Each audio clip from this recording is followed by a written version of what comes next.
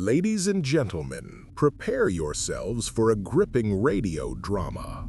Imagine the president announces a revolutionary drug that grants youth to every American completely free of charge. But troubling calls begin flooding the radio airwaves. Together with radio host Jake Morgan and his loyal listeners, you will witness events that will shatter everything you believe about human nature. Welcome to the show.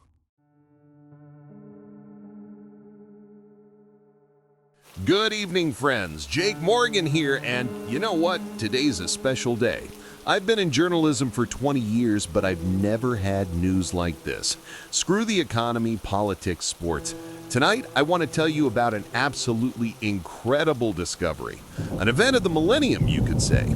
Yeah, I've seen it all, but what I'm about to announce will change everything. American science has achieved a breakthrough that humanity has dreamed of for millions of years. The fountain of youth. Don't touch that dial. No, this isn't science fiction. This isn't some Hollywood movie. This is reality. Dr. Henderson and his team of biohackers have created a formula that doesn't just slow aging, it reverses it. The first privileged group of volunteers, high-ranking officials and senators, demonstrated rejuvenation of 15 to 25 years over a period of 2 to 4 months. Biological age decreased by an average of a half year for every week of treatment. No side effects detected. Moreover, study participants report improvement in all physical indicators, increased energy, and mental activity. I saw the photos of Senate volunteers with my own eyes. People are getting younger before our very eyes. 70-year-olds look and think like they're 40. 60-year-olds like they're 30. But here's the most incredible part. The government has decided to make the drug free for all Americans. As a citizen, I'm amazed by such care for the people. As a journalist, I'm thrilled to cover the greatest discovery in history. And now to our beautiful Jennifer with the weather forecast. Jennifer, what weather awaits us this weekend?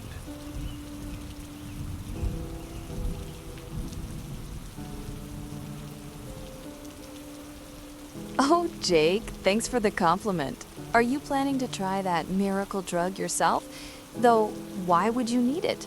You already look about, well, let's say 45. Okay, I'm kidding. On to the weather. Though the weather, unlike our senators, isn't planning to get any younger, it's as unpredictable as it always was. Tomorrow, expect classic September uncertainty. Sun in the morning, clouds in the afternoon, possibly rain in the evening. Temperature will be cool enough to hide your age under a sweater. Saturday will bring us a real autumn cocktail, half sun, half rain. Sunday will be sunny and warm, perfect day to go outside and see if the neighbors got any younger over the weekend. Humidity's high, so ladies, watch those hairstyles. And gentlemen, well, if you take that magic drug, your hair will grow back on its own. Back to you, Jake.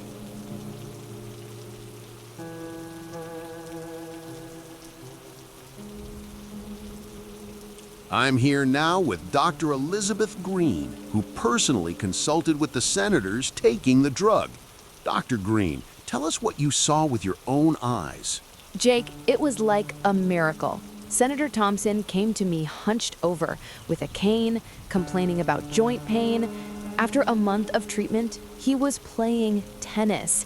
His wife was crying tears of joy, said her husband came back to her the way he was 20 years ago. And she winked at me in such a way that I understood the senator was now strong, not just at tennis. That's amazing. Were there any concerns, any risks? Jake, I'm a doctor with 25 years of experience. I'm always cautious. But here there are no risks, only positive results. Patients shed not just years, but chronic diseases. Diabetes retreats, blood pressure normalizes, even gray hair restores its color. What do you think about every American being able to get this for free? Sounds too good to be true. This is an act of the greatest humanitarianism. Our government is giving the people what kings have dreamed of for millennia: eternal youth. Jake, in a year, we'll be living in a country where old age becomes a choice, not a sentence. Incredible. Friends, don't miss this historic moment. Registration information on our website.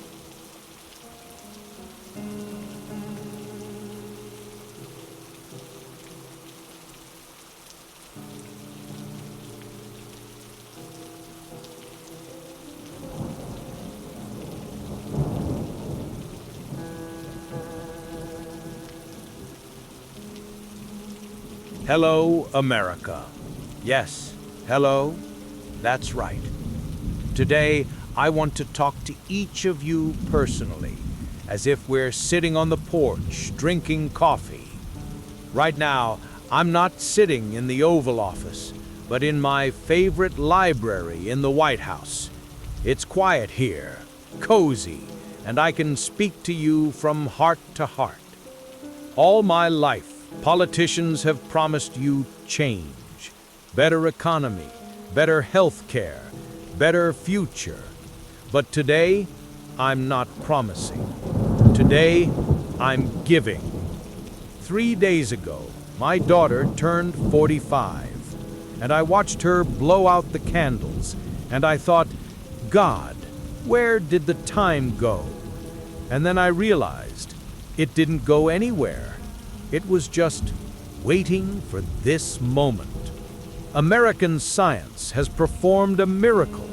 We've created medicine for time, for old age, for that moment when you look in the mirror and don't recognize yourself. And you know what I decided? That this discovery doesn't belong to the elite, not to the rich, not to politicians. It belongs to you. Each and every one of you. The woman working 3 shifts to feed her family. The man who built this country with his own hands. The retiree who gave America the best years of his life. Imagine, your grandparents will be able to play football with their grandchildren again. Your parents will forget about pills and hospitals.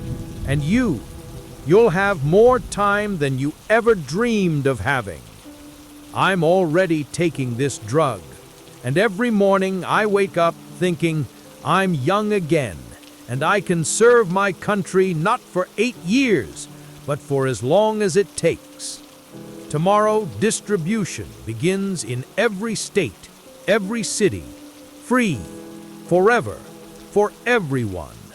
We're doing what pharaohs and kings dreamed of. We're defeating death, and we're sharing this victory with every American. Welcome to the new America, friends. America without old age, without limitations, without an end to dreams. I love you all, and now we have eternity to build the country of our dreams. Come with your whole family. Let's together meet the new era, an era where old age becomes just a bad memory. God bless America.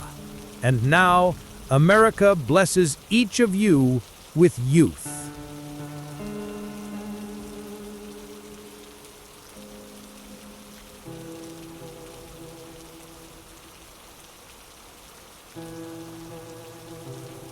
Jake, son, this is Grandpa Frank.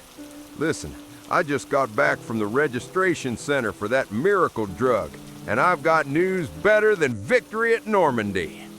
You know, in Vietnam we used to say, better to be young and dumb but alive than old and wise with a bullet in your head. Well, now I can be young and wise, and the only metal in me is that mine shrapnel in my ass. Semper Fi, as the Marines say, though I'm Army, of course, but that's beside the point. Son, thanks to your report, at 73 years old, I signed up for that drug first in line. Can you imagine?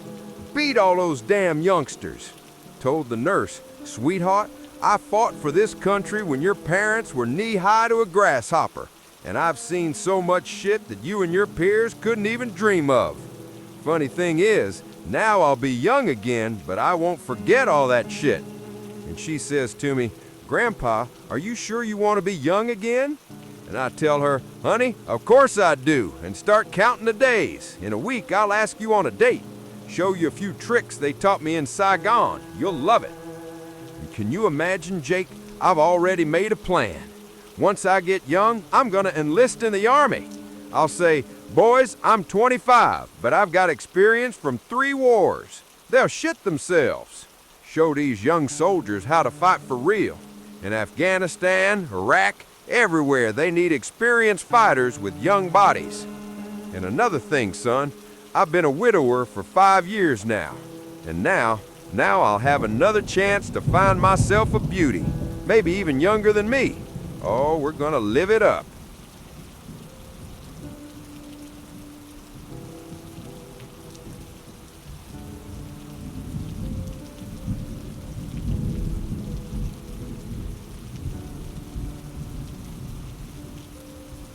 Grandpa Frank. Frank? Wait a second. I've got... Jesus. Friends, I don't know how to say this.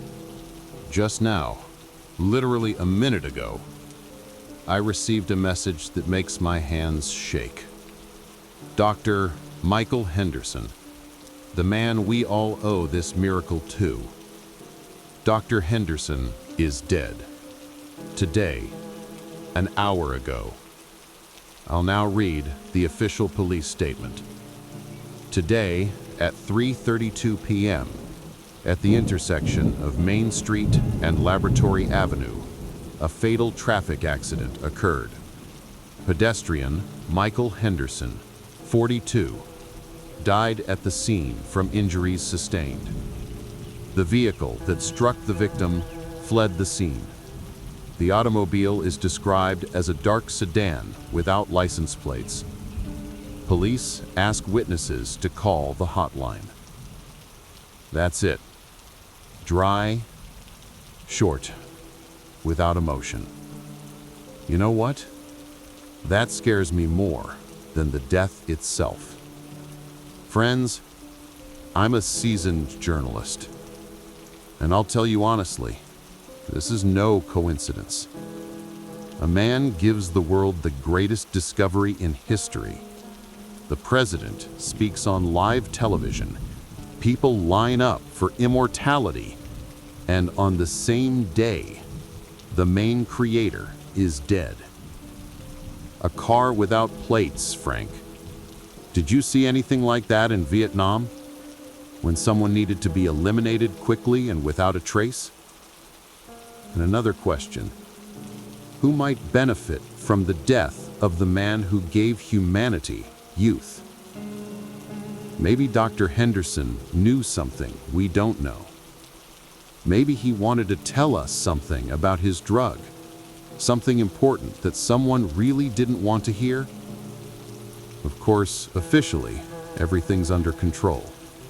Formulas preserved, team working, program continues. How convenient that the genius died after sharing his discovery, but before he could add anything. Sorry, it's just 20 years on the air, and news like this still gives me chills. A man gave us eternity, and he only lived 42 years. Grandpa Frank, after all this, do you still want to sign up for the drug? Or do you have questions too?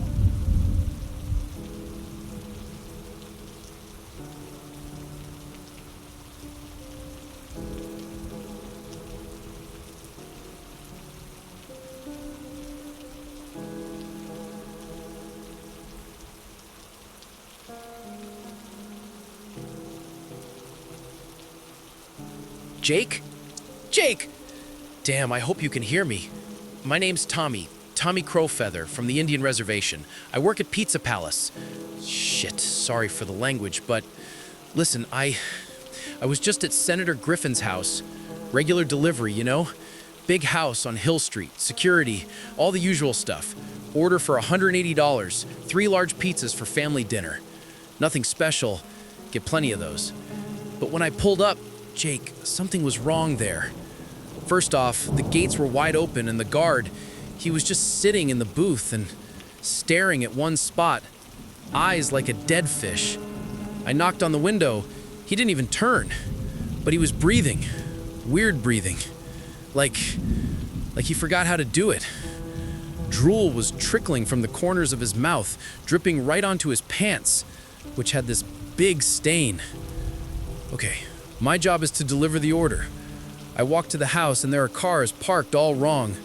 The senator's BMW crashed into the flower bed, door open, music playing. And such silence, deadly silence. Even birds aren't singing. I ring the doorbell, no answer. But I hear sounds from inside. Not conversation, but scratching, like someone's running claws along the wall and moaning. Low, guttural moans. The door was cracked open. I pushed and shit. Sorry, Jake, but there's no other way to say it. In the hallway was Mrs. Griffin's purse, contents scattered everywhere.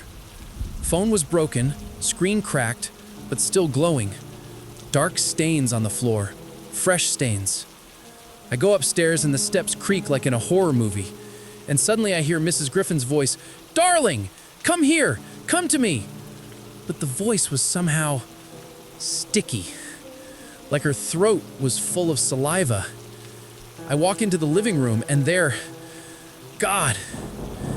sits the senator at the table, in a suit, wearing a tie.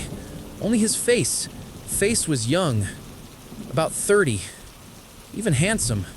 But the eyes, Jake, there was nothing in those eyes, like a shark's eyes. And he was eating something red, juicy, and smiling. And nearby stood Mrs. Griffin, also younger, beautiful, like a model, in a torn dress, hair disheveled, but her face like a predator that saw prey. She looked at me and licked her lips like a cat before a bowl. And she looked at me and said in that same sticky voice, "Oh, pizza, how delicious. What a juicy boy." And she started walking toward me, slowly, like a cat stalking a mouse. And then the children appeared. They're twins, Mike and Sam, both 12, only now they looked about 8. Such cute kids. But they moved. Jake, they moved like spiders, on all fours, fast, jerky. And I realized they were all looking at me like food. Not like a person, like a piece of meat. Mrs. Griffin jumped first. God, how she jumped. About 10 feet, like some kind of beast.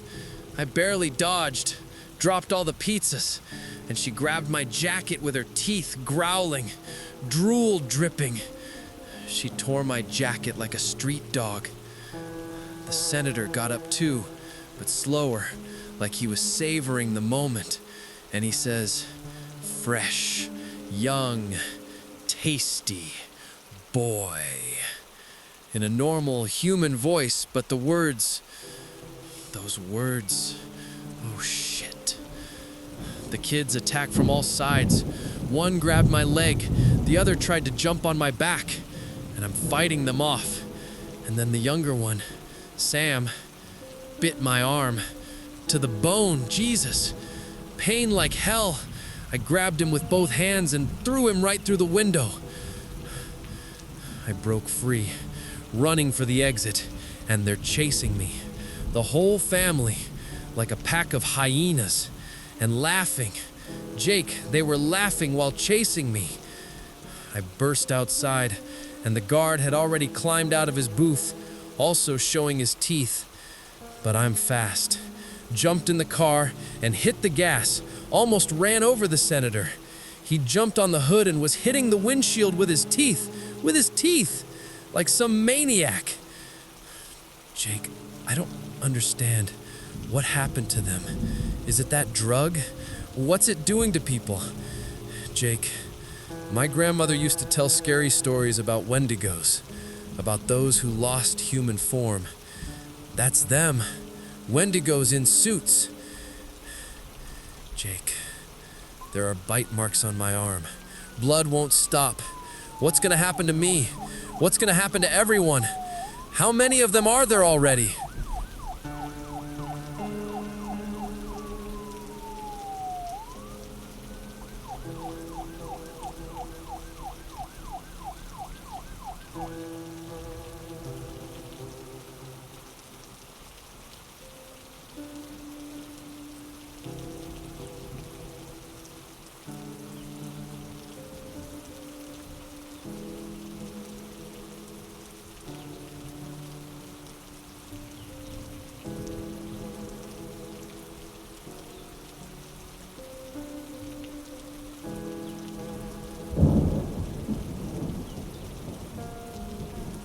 Tommy.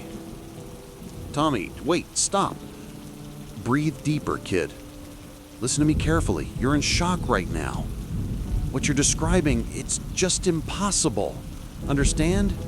A United States Senator can't suddenly become, what did you call it, a cannibal? Maybe it was some kind of prank. Halloween's coming. Rich people love throwing themed parties. Maybe they were filming a horror movie. Or it was a theatrical performance for guests. And also, Tommy, you said they bit you, but you didn't turn into a monster, right? Maybe those are just scratches from the fight. Adrenaline could have distorted your perception. Though, I've got several text messages here over the last 2 hours from listeners, and honestly, they're strange too. Here, for instance, Susan from Detroit writes, Jake, my husband was taking the drug for a week. This morning I found him in the kitchen. He was eating raw meat straight from the package with his hands. When I screamed, he growled at me. Growled, like a dog. And then he smiled and said, "Want to try some, honey?" His teeth were covered in blood. Well, maybe the person's taste preferences changed. Some diets involve eating raw meat. And here's Michael from Texas.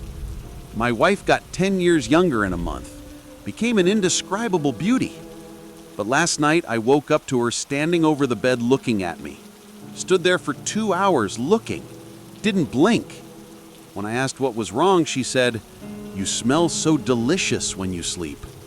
Jake, I got goosebumps. Well, maybe a side effect. Changed sleep patterns? Or romantic behavior changed. Next, Robert from Florida. I work security at a hospital. They brought a woman to the ER after the drug. Heart stopped. Doctors pronounced her dead. Half an hour later, she sat up on the gurney and bit off a nurse's finger. Just bit it off and swallowed it like a carrot. Had to hold her down with 5 people. And she kept repeating, "Hungry, so hungry." Doctors say this doesn't happen.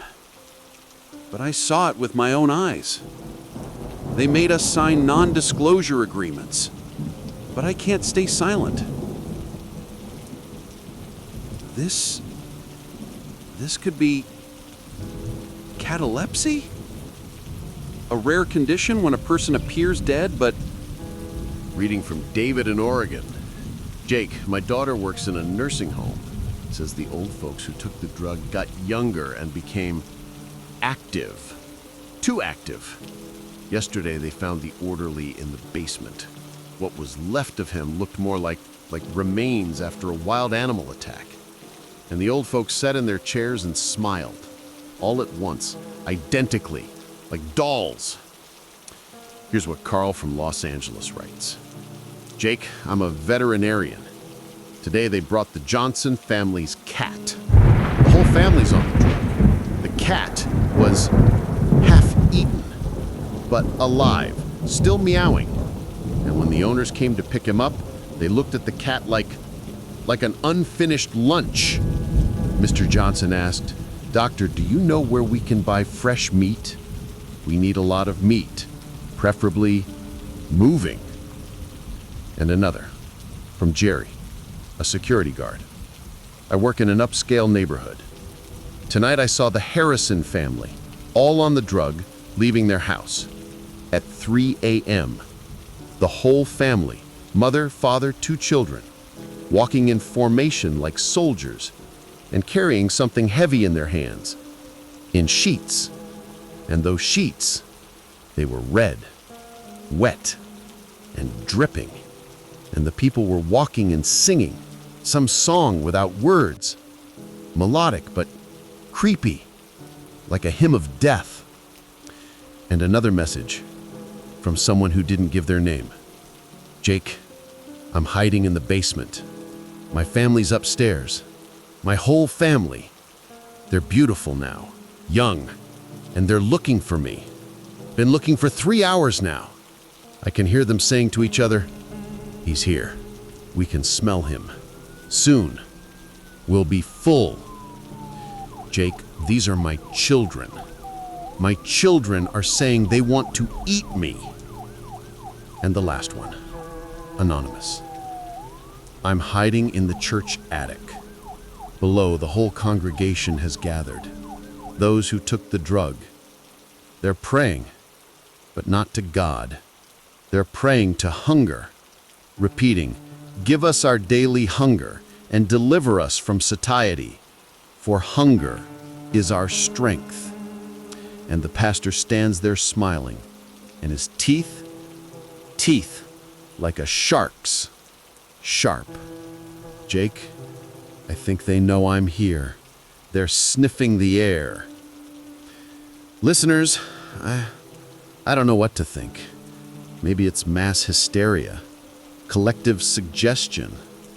People read about the miracle drug, expect changes, and the subconscious starts. Maybe someone can shed some light on this confusion.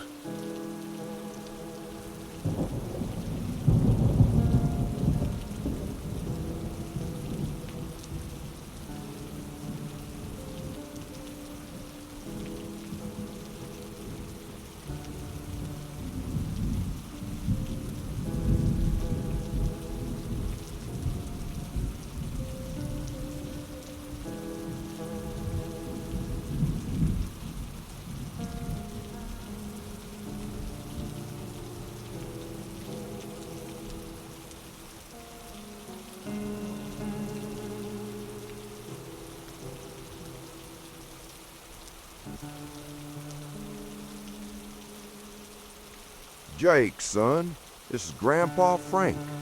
Listen carefully, because this old soldier will report the situation as it is, without sugarcoating and civilian bullshit. You know, in Vietnam, we used to say, if something looks wrong, smells wrong, and acts wrong, shoot first, right between the eyes. Ask questions later. Well, son, we've got a situation here where it's time to break out the hidden weapons. My neighbor, Mrs. Catherine McGregor, 68, police officer's widow. Known her 30 years. Woman's tough as nails, steel character. Last week, she signed up for that miracle drug. I even thought, good for you, Katie, you'll be a beauty again. I'll stop by for some sugar, if you know what I mean. And she really did get younger. Lost 20 years in a week. Figure, face, a sight to behold. I was already checking the expiration date on my condom box, waiting for when I'd get the drug myself. But this morning, son, this morning, I realized I'd been fighting the wrong monsters. I'm sitting on the porch, sipping coffee, watching the situation, old military habit. I see the mailman driving up in his little truck. Good kid, Jimmy Thompson, son of my old buddy. Always says hello, smiles. He walks up to Katie's house, puts mail in the box, and she jumps out from behind a bush. Jake, I've seen ambushes in the jungle, but even the damn Viet Cong didn't have such speed and agility. She moved like a predator, understand? Not like a human, like a beast pretending to be human. Silently, crouched low, but fast. I immediately remembered how a tiger came at us in the Mekong. Jimmy didn't even hear her. and she jumped on his back from about 10 feet away. A 70-year-old woman jumped like a panther. The kid fell, and she sank her teeth into his neck. Jake, I've heard wounded soldiers scream when they had no arms or legs left and less time to live than it takes you to finish a cigarette. I've heard how people die from bullets and shrapnel. But that sound, Jimmy wasn't screaming like a human. He was screaming like prey, high, desperate, with the understanding that he was about to die. Like Benny McDouglas when he fell into that spark pit 10 feet deep and held on with both hands to the damn branch that grew right out of his chest before his eyes. And Katie was growling like a wild animal, and making these disgusting sounds, chomping, squishing. She was eating him, son. Eating!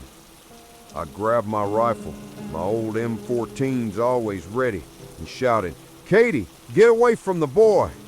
She lifted her head, and the face, dear Jesus. Face was young, beautiful, but mouth covered in blood, and the eyes. There was nothing human in those eyes, like a shark during feeding. She hissed at me, hissed like a snake, and then licked her lips and said, "Frankie, you'll be next. You have such tasty old meat." Voice was young, sweet, but the words, those words made my blood freeze. I aimed the rifle at her, and she laughed and said, "Silly old soldier, you think your toys will help?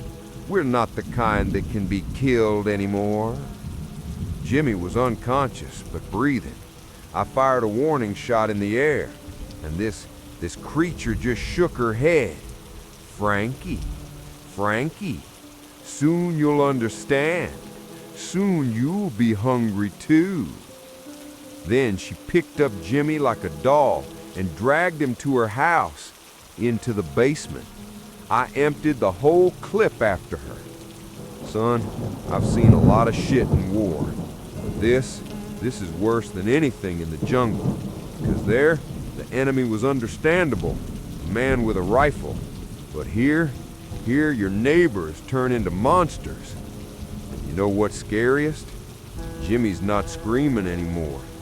From Katie's basement come sounds of chewing, and she's humming a lullaby, humming with her sweet young voice while eating a human being. Jake, I'm barricading the house and getting out all the weapons, setting up tripwires. If these creatures want war, they'll get war. But this time, you can't see the enemy until it's too late.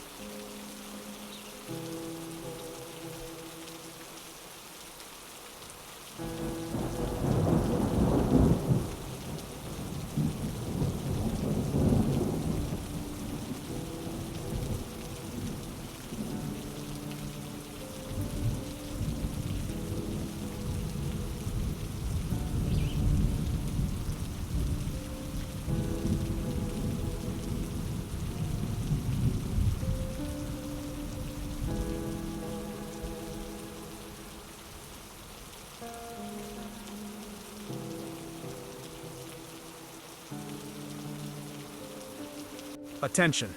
Emergency message from the state administration. Governor Robert Haynes speaking.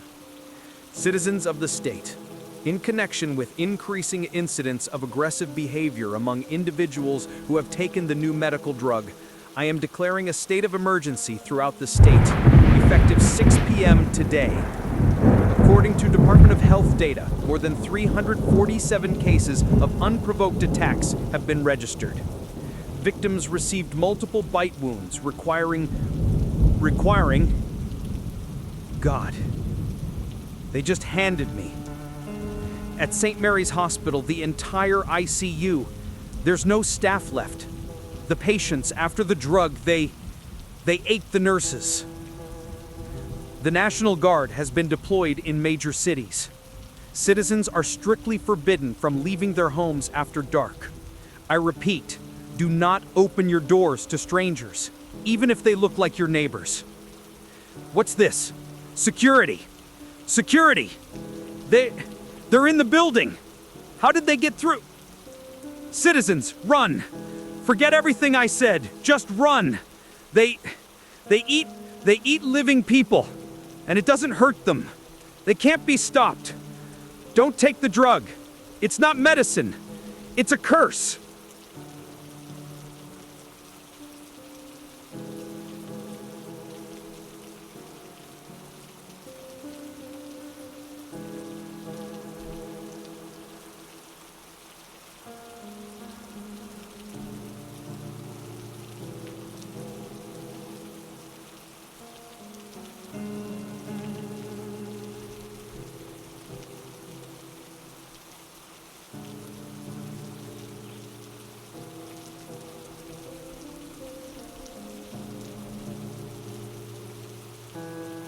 Listeners, my dear listeners, my hands are shaking so much I can't even bring coffee to my mouth.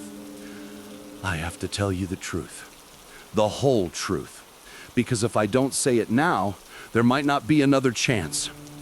The drug, that miracle drug I so enthusiastically reported on, God, how ashamed I am. They paid me for it. Yes, you heard right. They paid me to advertise it. $50,000. $50,000 for me to convince you, my faithful listeners, that it was safe. My daughter's starting college next year. The divorce emptied my savings. Alimony eats up half my salary. When they offered me that money for a few enthusiastic reports, I agreed. I sold your trust for money for my daughter's education. And now I hear these calls, read these messages, and I understand. Dear God, what have I done? Tommy, if you're still listening, I'm so sorry. Uncle Frank, forgive me, old man. I betrayed you all, people who trusted me for 20 years. Now I'm trying to call the disease control centers. Line's busy, constantly busy. I call the governor's office, answering machine. Police, all lines are busy. Emergency services, silence, silence. Like the whole system collapsed in a few hours. Like there's no one left who could answer the calls. Listeners, those of you who haven't taken the drug yet, don't take it. Please, I'm begging you. Don't repeat my mistake. Don't trust corrupt journalists like me. And those who already took it, God, I don't know what to tell you. I don't know how to stop this.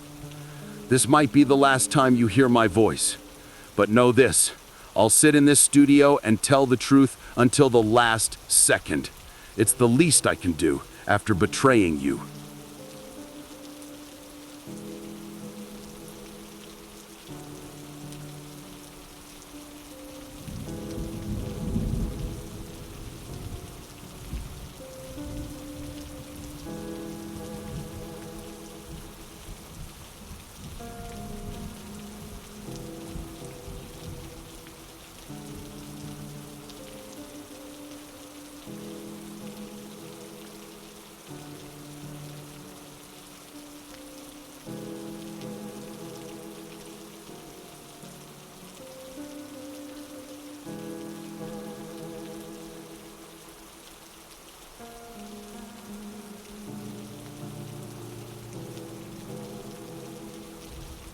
Jake, stop beating yourself up. After all, we all live in a world of capitalist cold cash. You'd better think about what we can do. What's actually happening right now.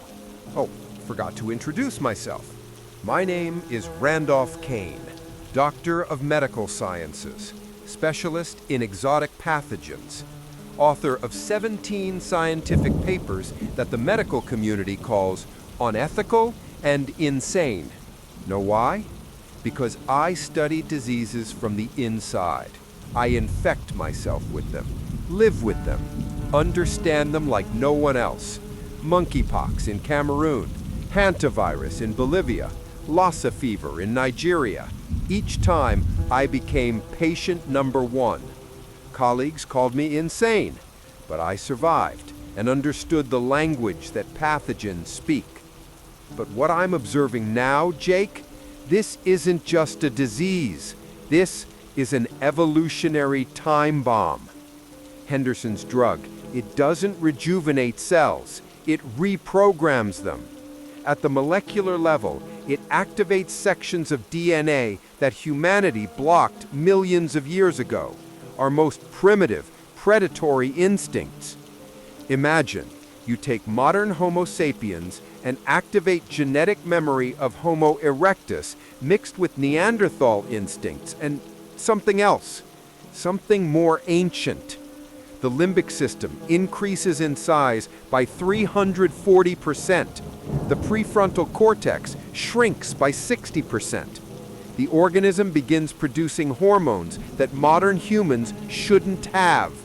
Testosterone skyrockets 15 times, adrenaline 8 times. But the main thing is they start producing a protein we've only found in Komodo dragon saliva, an anticoagulant. Their bites don't heal. Victims' blood doesn't clot. They can feed on living flesh for hours. And the physical changes? Jake, muscle mass increases 200% in a week. Bone density, like gorillas. Teeth grow back, sharp like sharks. Nails turn into claws. But the most terrifying? Their sense of smell. They can smell human fear from a mile away. Literally, they track prey by terror pheromones. I saw a family in Memphis, parents and 3 children. After the drug, they became a pack. Hunt in coordination. Use children as bait. Who would suspect an 8-year-old? And then? But there are exceptions, Jake. And this is the most frightening puzzle. Some people don't transform. They're bitten, infected, but they remain human. I studied blood samples. The immune ones have a special gene, ancient, very ancient. It occurs in descendants of populations that survived certain catastrophes, epidemics for which no records remain. Jake, what if this isn't the first time? What if humanity has already faced something like this, and some of us carry immunity to becoming monsters? Native Americans, African tribes, isolated populations, they all have this gene, as if their ancestors knew this could happen again.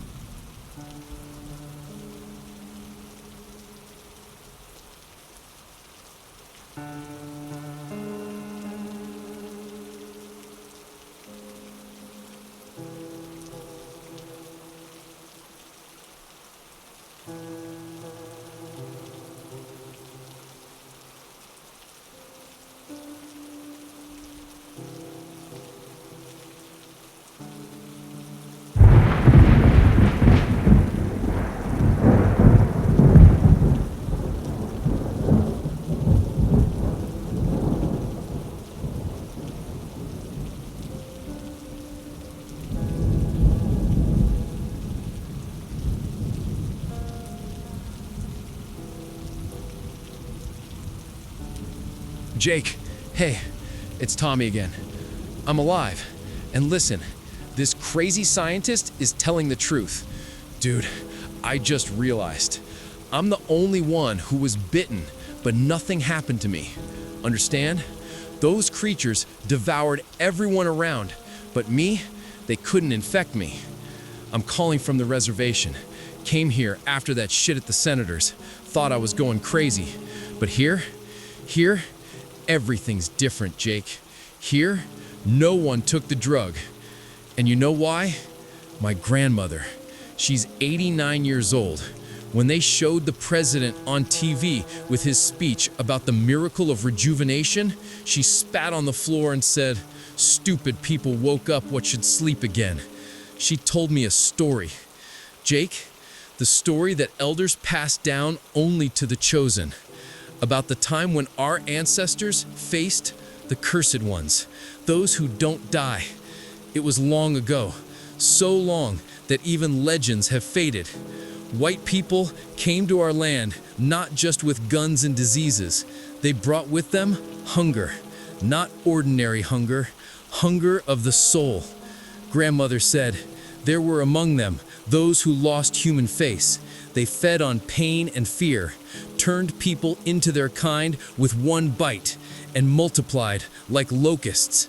And then our warriors, they found a way, not to kill them, they couldn't be killed, but to bind them, to force them to sleep in the earth.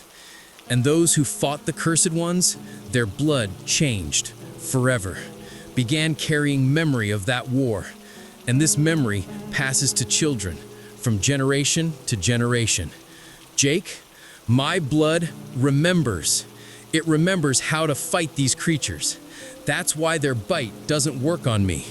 That's why they recoiled from me when they tasted my blood. And now we're forming a circle of protection. All reservation families, men, women, elders, children. We know what to do. Our ancestors left us not just blood, they left knowledge.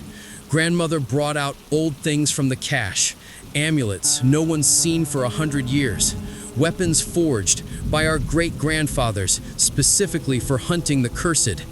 And she told me the scariest thing, Jake. She said, "Grandson, what's happening now? This is not the end. This is an awakening.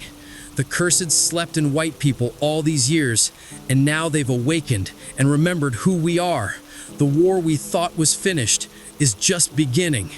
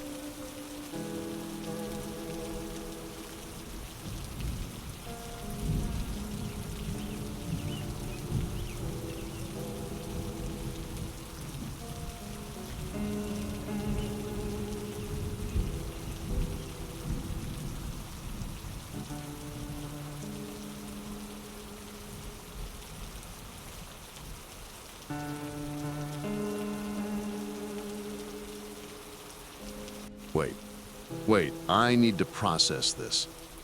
Dr. Kane, Tommy, what you're saying, so we have a drug that activates ancient DNA sections, turns people into predators, and there are people with genetic immunity, descendants of those who already faced something like this. But wait, if this is true, then it turns out that all our history is a lie?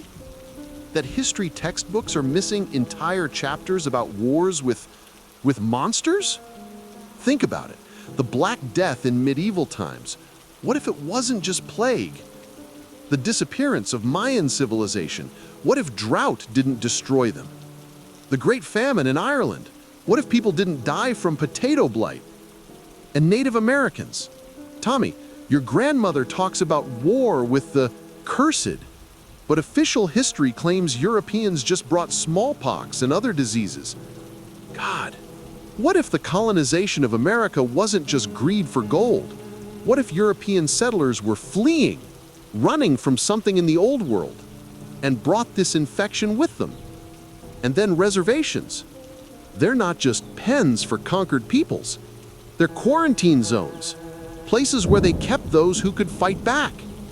And all these legends, vampires, werewolves, zombies. These aren't fiction.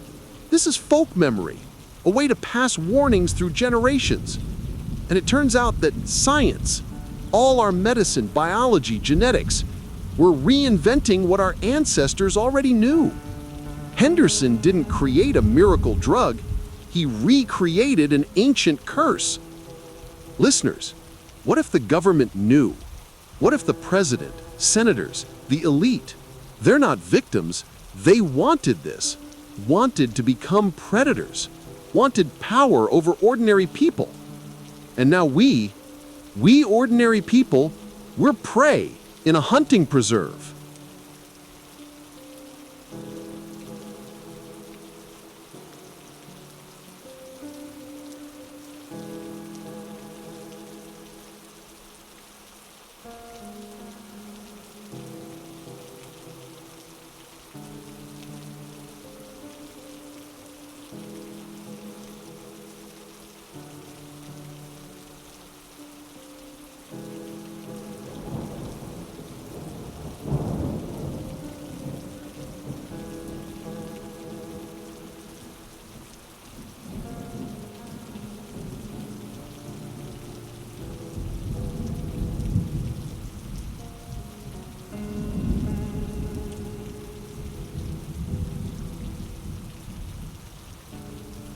Finally, I got through to you on air, Jake. Welcome to the truth, friends. This is bioengineering hacker Michael Henderson. Yes, that same scientist-developer of the miracle rejuvenation drug whose death you reported not long ago, Jake. At least, officially. But the dead, as it turns out, sometimes return. Especially when they have something to tell. Listen carefully, because I don't have much time before they triangulate this signal, but enough time to destroy their beautiful lie. Now I'll tell you the truth. The drug that turns your loved ones into cannibals, this isn't a side effect, Jake. This is the main effect. I created it exactly for this, by order of people you trusted with your voices and your lives. By order of those you annually elected to power with your own hands for your government. The project is called New Eden. The concept is simple. The world is overpopulated, resources are depleted, democracy is ineffective. We need a new humanity, controlled, obedient, cruel to enemies, and submissive to masters. Your president personally approved the technical specifications. Your senators financed the research. Your generals planned the deployment. They wanted to create a race of super soldiers, strong, fast, ruthless, but controlled. And you know what? At first, everything went according to plan. The elite got a modified version. They turned into predators, but retained control over themselves. Became more beautiful, stronger, smarter. That's exactly what they showed you in the promotional materials. And everyone else got the people's version. The one that turns ordinary Americans, simple workers, their wives and children, into brainless monsters. Perfect system. The elite becomes a master race, and the people, an army of controlled zombies. But I made a little sabotage. I have a daughter like you, Emily. She's 8 years old. When I learned the truth, I first thought about her. What will happen to children in a world where their parents are turned into monsters? At first, I thought I needed to try to destroy all research, gather evidence, and record a video appeal, but it was too late. The drug was already almost in production. And then I made a correction to the final formula. The transformed elites turned out not uncontrolled as planned. They retained predatory instincts, but lost the ability to distinguish their own from others. Now, your politicians are devouring their children. Your senators are hunting their voters. Your generals command zombie armies that don't distinguish orders. And the most beautiful part, they can't stop. The drug is irreversible. Everyone who took it is doomed to become a monster. But some of you are protected. Your genes remember old wars, indigenous peoples, isolated populations, descendants of those who survived ancient epidemics. The elite knew about this, and therefore they planned in parallel to destroy the immune in the chaos that would begin after the drug's effect. Right now, troops are being pulled to Indian reservations to destroy them with traditional weapons. But maybe they'll try cunning too, like they did hundreds of years ago. I did everything I could on my part. I maximally disrupted their schedule, accelerated the process, and now you have a chance. While monsters devour each other, the immune can organize resistance. Find those who were bitten but didn't transform. Find tribal elders. They know how to fight the cursed. They have ancient weapons, ancient knowledge. And remember, none of the authorities can be trusted. Everyone who took the drug is doomed. There's no government anymore. There are only monsters in suits and ties. Welcome to the new world, Jake. A world where the dead hunt the living, and survivors must become warriors. fight for your life.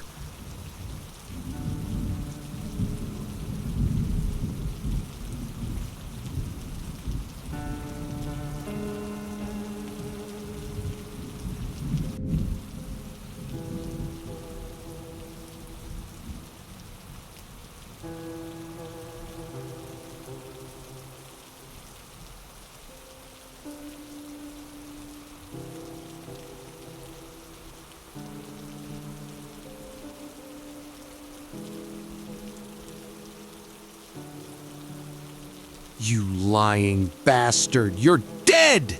I saw the police report! No, wait. If you really are Henderson, if you're alive, then this means... Shit.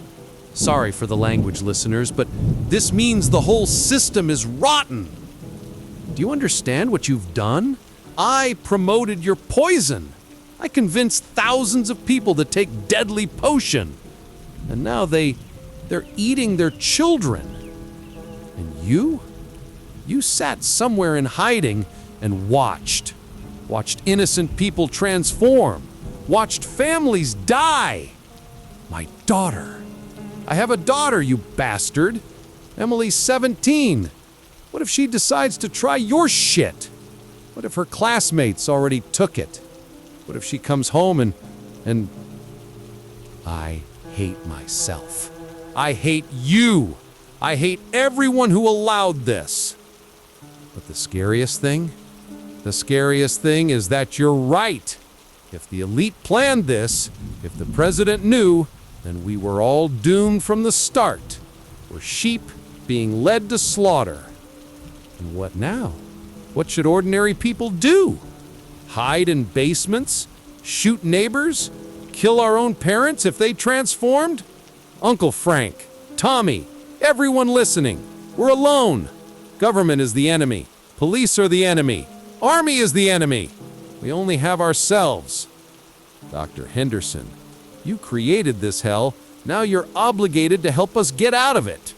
Otherwise, I swear, if I find you, I'll personally feed you to those monsters you created.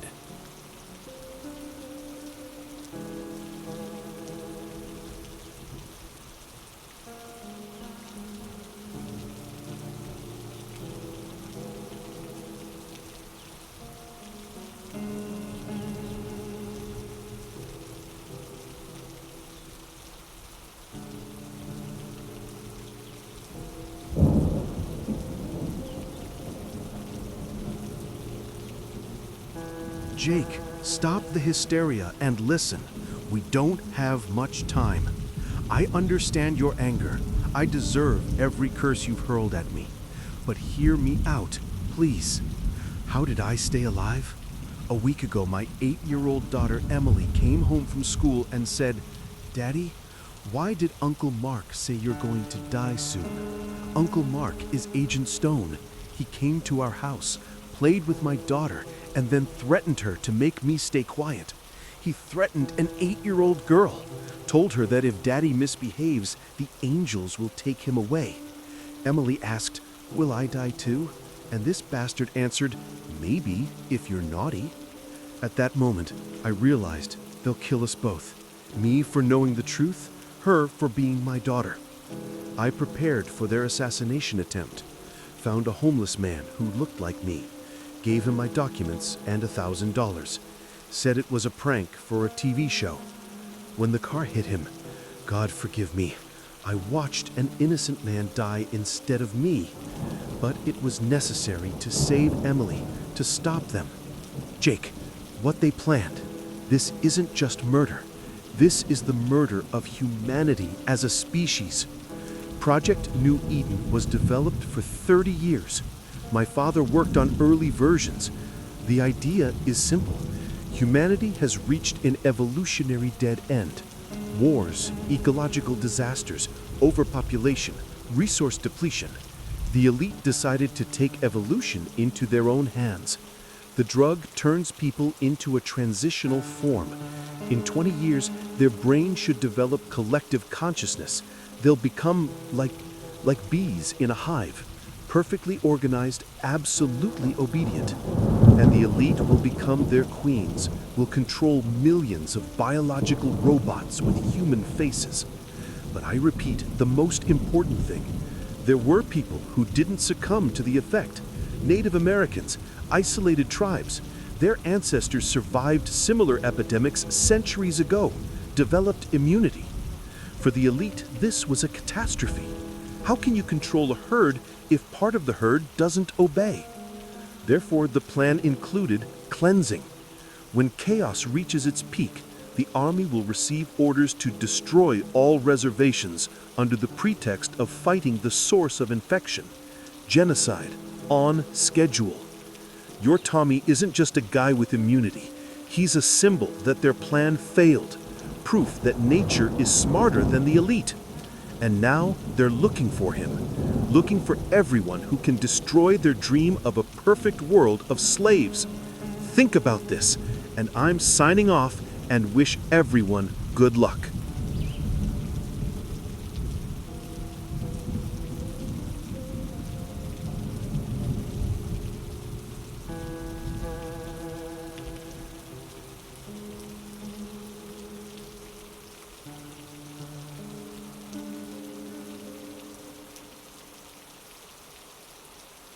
Jake, dude, you can't imagine what's happening here. I'm calling from my grandmother's house, and outside the window is the army. They appeared 2 hours ago. First one truck, then a second, third. Now the entire reservation border is surrounded. Humvees, APCs, some kind of tanks, and soldiers. Jake, there are hundreds of them. Hear that? Been pounding the loudspeaker for half an hour. Reservation residents, in connection with the threat of biological contamination, mandatory evacuation is declared. Gather at the main entrance with minimal baggage. Transport is waiting. Mandatory evacuation, hell. Like we're children who don't understand what's happening. Like we don't know what those trucks without windows mean. And you know what's scariest? Some people wanted to go. Young guy said, maybe they really are evacuating. Maybe they want to help. But the elders gathered at my grandmother's house, and I saw them for the first time so determined. Grandmother stood up and spoke words in Navajo. I didn't understand everything, but the gist was, this land is ours. Our ancestors are buried here. We won't leave here, living or dead. And you know what they did? Brought out the caches. Jake, I didn't know we had so much weaponry. Hunting rifles, Vietnam War automatics, even some old rifles. Distributed to everyone, men, women, even teenagers. My sister's 14, and they gave her a shotgun and showed her how to reload. Now every family is fortifying their house, overturning tables, boarding windows, preparing positions. From house to house, they've stretched ropes to pass signals silently. Grandpa Joe said, we're not caged animals, we're warriors, and if it's time for the last battle, we'll meet it with dignity. Jake, I'm scared, but I'm proud of my people. We won't run to their trucks, won't become sheep for slaughter. Wait, what's that sound? Shit! Jake, it's a tank. They're shooting. It started. Jake, I have to run. Promise to get back in touch later. If I survive, remember us.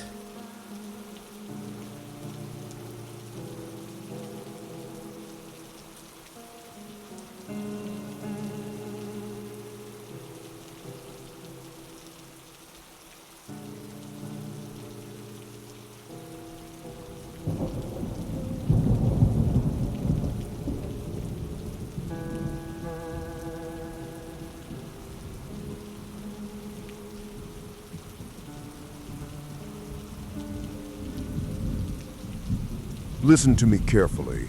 Colonel Mark Stone speaking, former head of Presidential Security Detail. Former, because I no longer serve traitors in uniform. 23 years I thought I was protecting the Constitution, Turns out I was guarding a group of psychopaths who decided to destroy their own people. September 16th, the president gave me an order to eliminate Dr. Henderson. Said, "Mark, this man threatens national security." I believed him, organized the operation. Then they explained the real task to me. Operation New Dawn. Systematic destruction of everyone who might interfere with national renewal. First on the list, Native Americans. Under my command, 3rd Brigade, 82nd Division, elite paratroopers, the country's best soldiers, and they want to turn them into executioners. Know how they present this to soldiers? Patriotic operation to save the nation from biological threat. My boys are convinced that Indians are carriers of a deadly virus, and they believe, because they're used to trusting command, because they think they're serving a righteous cause. Today, I received reports from the first cleansed reservations. Complete destruction. Men, women, elders, all recorded as armed insurgents. My soldiers shot children and thought they were saving America. From this minute, I declare mutiny. 3rd Brigade no longer obeys criminal orders. We're switching to the people's side. Americans listening to me, military personnel, police, everyone who still remembers their oath. You've been deceived. You're being forced to kill fellow citizens. Refuse to carry out criminal orders. Join us, Fort Liberty, North Carolina. We have everything necessary for resistance. We'll create an alternative government, an honest government, one that truly serves the people, not devours them. I swear by the flag of the United States, the criminals in Washington will answer for their crimes, even if we have to storm the Capitol to do it. America will be free at any cost.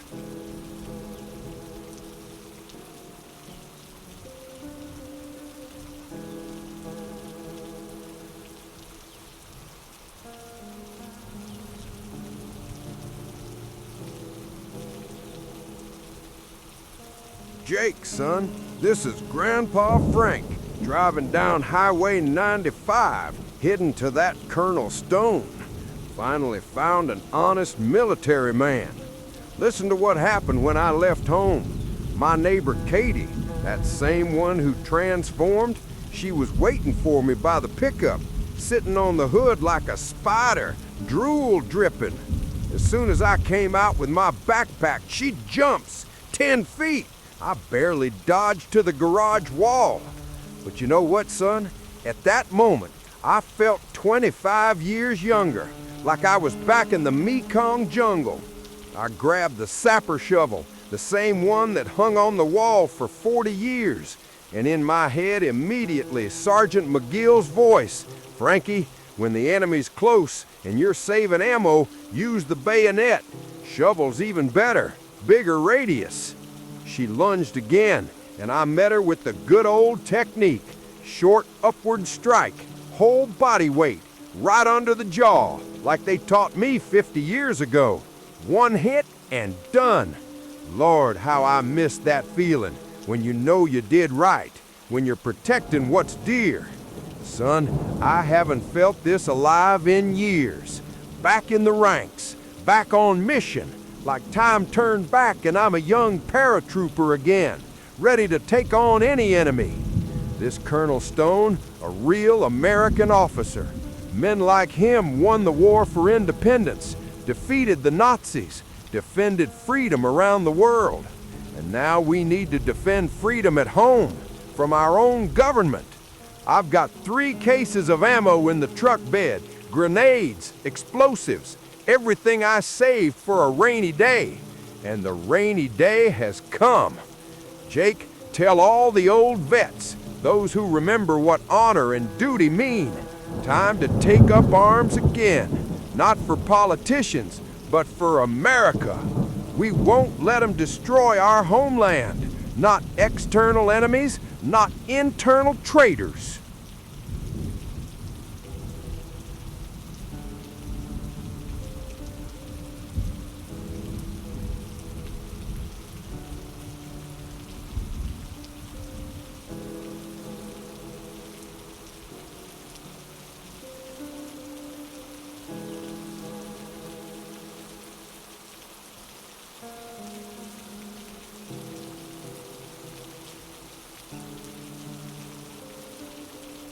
So, friends, this is me again, your friend and comrade in arms, Jake.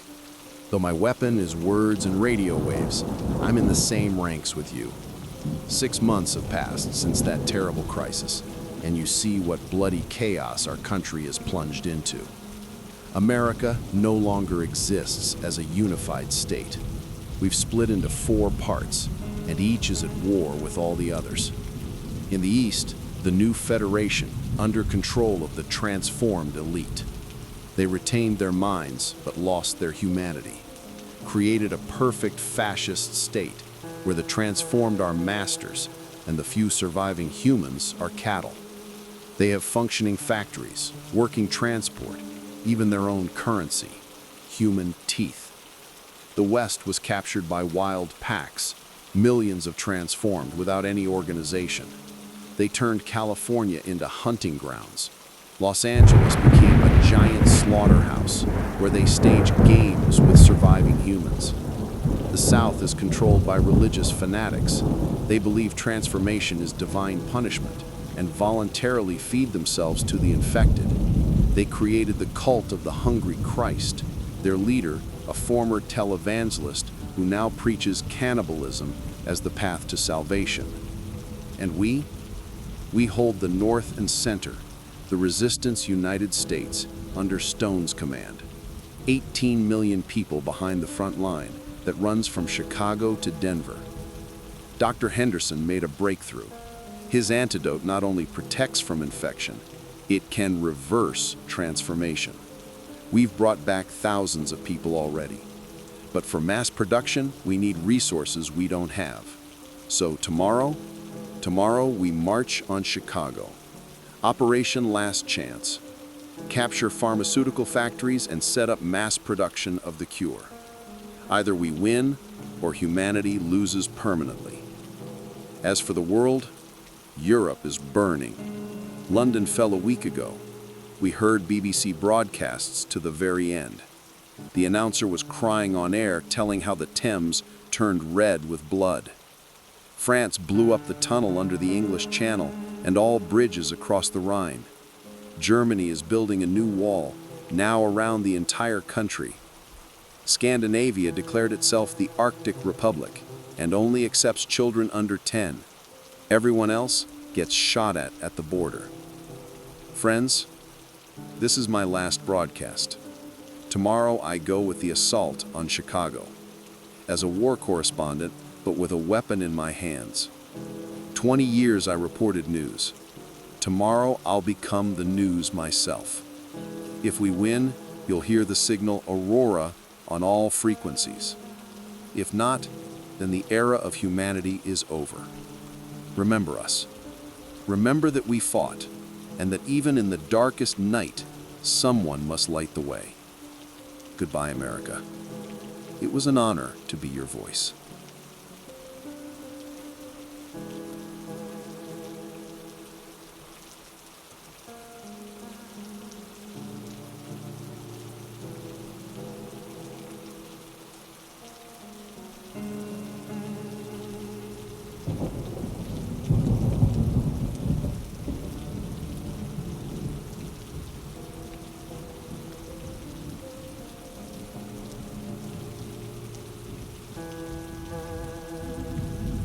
This is Dr. Michael Henderson, and if you're hearing this recording, it means I'm either dead or so close to death that it makes no difference.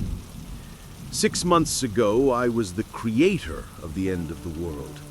Today, I'm its grave digger. Colonel Stone, this man accomplished the impossible. United army remnants with native tribes, enemies who hadn't trusted each other for hundreds of years. Navajo, Cherokee, Sioux. They brought not just ancient knowledge, but something more valuable. Understanding that some wars aren't fought for territory, but for the very essence of humanity. Sorry for the sound. This is my new hand. Third one. I lost the first during the second assassination attempt. The new Federation sent a biobomb in a package from my dead daughter.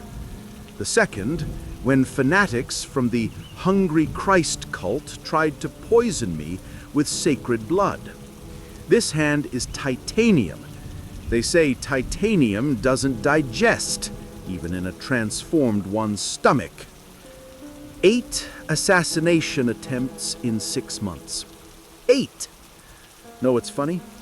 After the 4th, I started expecting them, like an old friend who always comes at the wrong time. But we beat them all. Each attempt made me stronger, and my antidote more perfect. The formula is ready. Not just ready, it's elegant, like a Bach symphony written in molecular structure. 1 injection gives lifelong immunity. 2 injections can reverse transformation in early stages. 3 injections return humanity even to those who lost it months ago. But production requires factories, laboratories, technologies that are now in the hands of monsters in suits or monsters without suits. So, tomorrow Stone begins Operation Last Chance. I'm going with him, not as a scientist, as a soldier, because I realized some discoveries can only be defended with weapons. But you know what I understood during these months? What tormented me for so long, kept me awake, made me rewrite formulas again and again? This crisis, it's not an accident and not the result of human greed or malice. This is an evolutionary test, an exam that nature gives a species every few thousand years. Dinosaurs didn't pass the asteroid test. Neanderthals didn't pass the climate test. And we got the test of ourselves. And we're failing it, brilliantly failing, because humanity, as we knew it, really has reached an evolutionary dead end. But you know what's happening now? The survivors, those fighting alongside Stone, who united with the tribes, who refused to surrender, they're no longer the same people they were 6 months ago.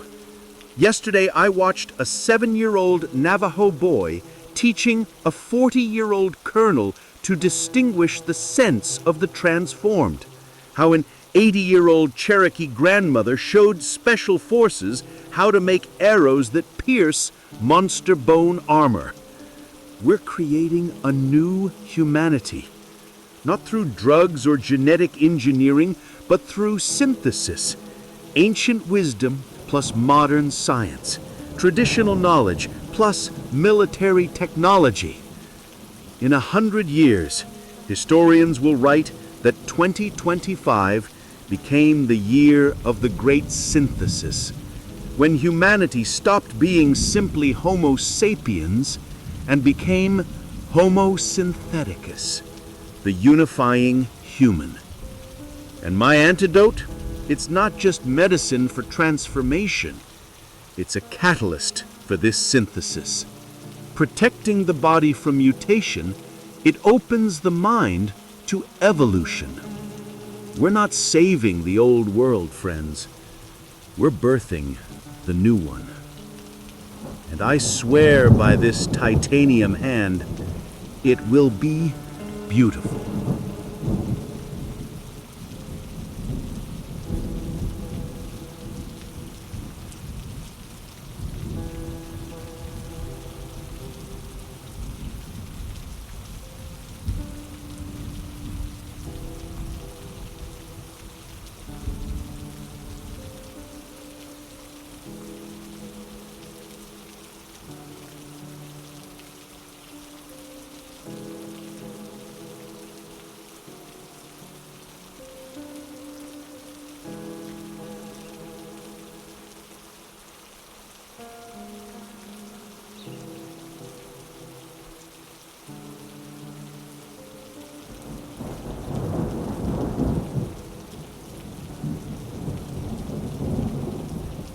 Colonel Mark Stone speaking, commanding officer of the Armed Forces of the Resistance United States. If any of our allies are hearing this broadcast overseas, record it. This may be the last military report from free America. 6 months ago, I had a wife, 2 children, and faith that I served the right cause. Today, I have 18 million citizens under protection, an army of 400,000 fighters, an understanding that sometimes loyalty to the Constitution requires betraying the government.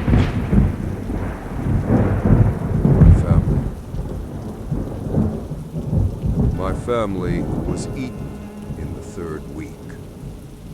Elizabeth took the drug thinking she was protecting the children from a new epidemic.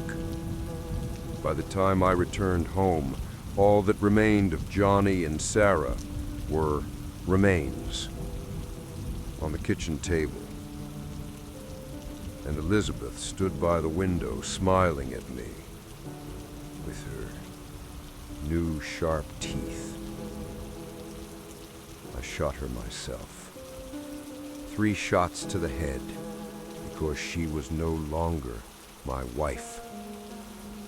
And since that day, every bullet my soldiers fire flies for Johnny and Sarah. Military action chronology. God, where to start? December 2024, Operation Freedom Shield, creating a defensive line from the Great Lakes to the Rocky Mountains. Losses, 60,000 servicemen in the first week. We underestimated the speed of infection spread. January 2025, fall of Washington. Government evacuation failed. They were all already infected. Congress ate the last uninfected senators right in the chamber. We had to bomb our own capital with napalm. February, first contact with Navajo tribes. An elder named Maria Crowfeather, that same Tommy's grandmother, proposed an alliance, said, "Your ancestors killed us with iron and gunpowder, but now we have a common enemy who wants to kill everyone." The wisest words I heard in this whole war. March, battle for Chicago. That's when we got to know Frank Collins better. 73-year-old veteran who arrived with 12 pickup trucks of volunteers and cases of homemade explosives. A week later, he became my deputy for special operations. A month later, colonel. Now under his command are the Hunters, 3,000 fighters that even the transformed fear. Know what Frank invented? Collins traps. He figured out that the transformed react to the sound of crying children, recorded crying, put speakers in the center of a minefield, and around the perimeter, snipers with incendiary bullets. In one night, we destroyed 8,000 creatures. Or his Frank's Mercy, special darts with concentrated acid. One hit dissolves a transformed from inside in 30 seconds. Frank says, "In Vietnam, I killed people. Here, I liberate souls." April, Operation Bloody Tears, attempt to unblock Detroit, failure, lost an entire division. Turned out the transformed learned to coordinate attacks through a network of human nerves, literally. They stretch nerve fibers of the killed between cities and communicate through them like telephone lines. My scout reported seeing a telephone station made of brains in a bank basement. Living brains in glass flasks connected by spinal cord wires. And they blinked coordinately.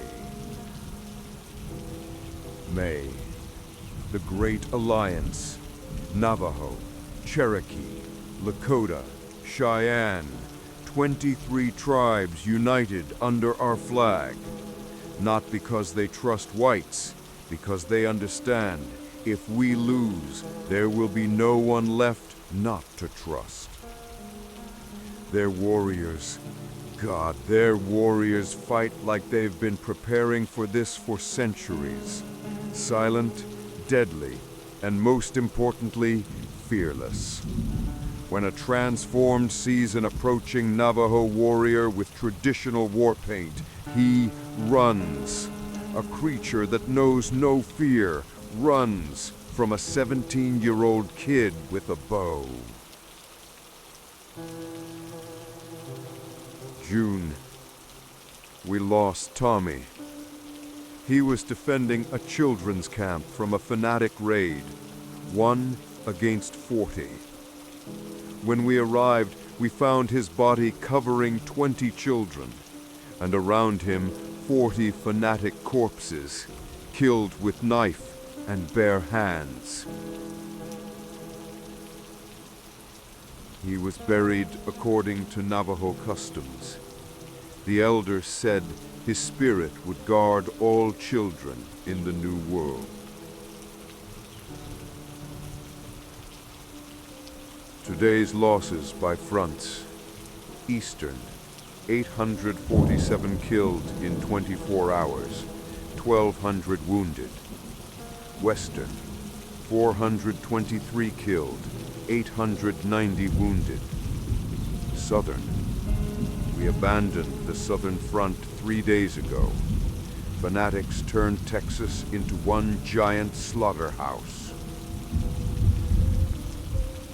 Under our control remains 34% of continental U.S. territory, 18.7 million civilians, 400,000 combat-ready military, 89,000 tribal militia, and one hope, Henderson's antidote. Tomorrow, we begin Operation Last Chance. Assault on Chicago Industrial Hub. All or nothing. Either we capture the factories and establish mass antidote production, or human civilization ends by Christmas. I'll lead the first wave personally. Not because I want to die, because if we lose, I can't live knowing I didn't do everything possible. Frank commands the reserve, told me, "Son, I lived to 74 to die in the most important battle in human history. That's an honor few are granted."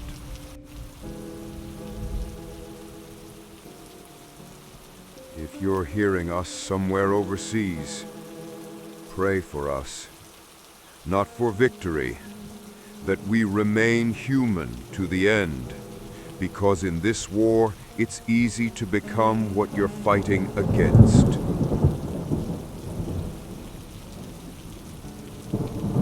Operation begins at dawn. God help us.